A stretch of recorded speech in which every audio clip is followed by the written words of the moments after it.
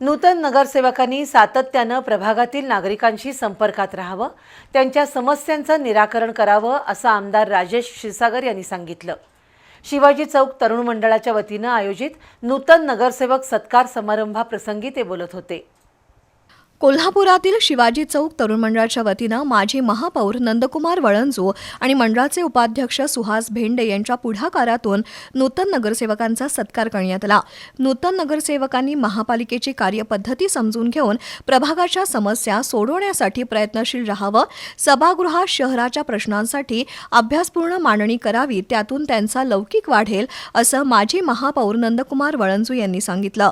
तर प्रत्येक नगरसेवकानं आपल्या प्रभागाचा विकास कसा होईल, शहरात आंतरराष्ट्रीय फुटबॉल स्टेडियम, बाग बगीचांचा विकास, कोल्हापूर दरडोई उत्पन्नात अग्रेसर होईल यासाठी प्रयत्न करणं आणि अंबाबाई विकास आराखडा सक्रिय होण्यासाठी पाठपुरावा करणं ही गरज असल्याचं आमदार राजेश क्षीरसागर यांनी सांगितलं।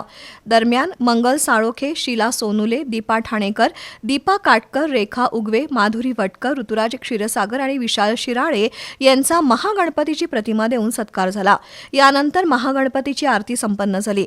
दरम्यान महागणपतीचे पुजारी गुरुस्वामी यांची वीरशैव कोऑपरेटिव्ह बँकेच्या संचालकपदी निवड झाल्याबद्दल त्यांचा सत्कार झाला।